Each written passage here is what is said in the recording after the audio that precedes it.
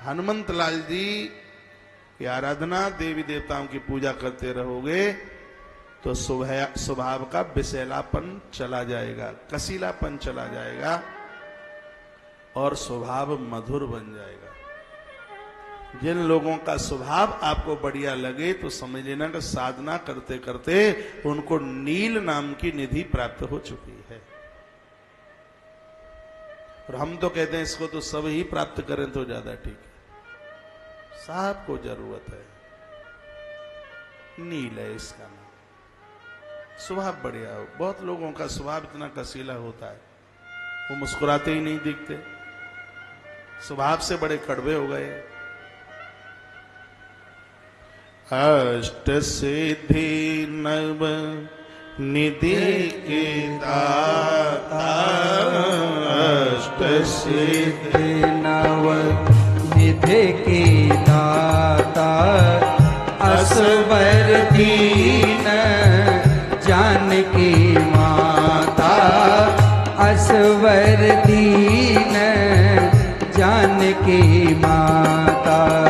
जय जय जय हनुमान गोसाई, जय जय जय हनुमान गोसाई।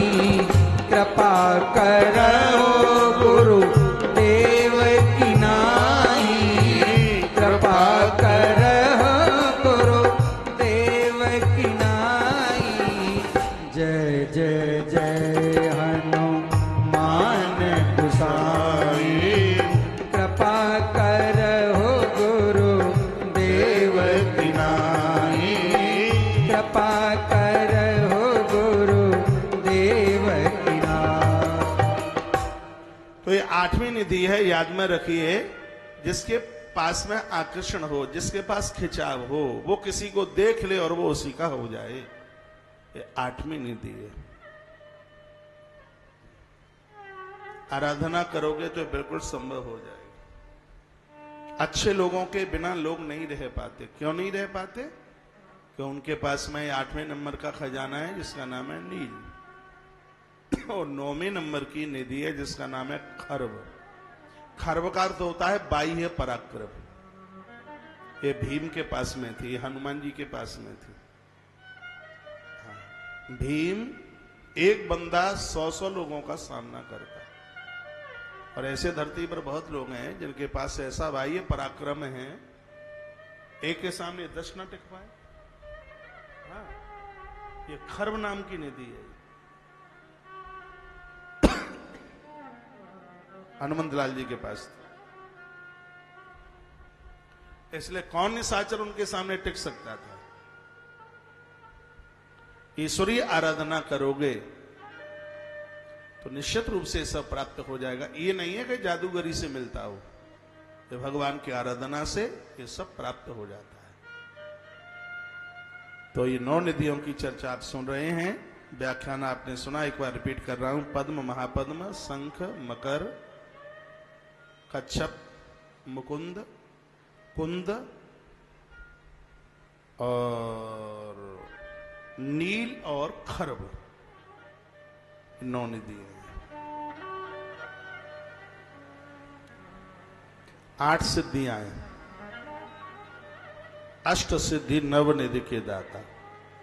ये 8 सिद्धियां भी बड़ी अद्भुत हैं, बड़ी गजब की हैं। भागवत में भी इसका वर्णन है, लेकिन हम भागवत से नहीं, हम हनुमान जी महाराज के चरित्र से बोल रहे हैं। सबसे पहली है अड़िमा। अड़िमा का अर्थ है कठिन से कठिन काम जो करके बता दे। कठिन से कठिन काम, कितना भी कठिन, उसकी डिक्शनरी में ना शब्द हो ही नहीं सकता। सुन लीजिए,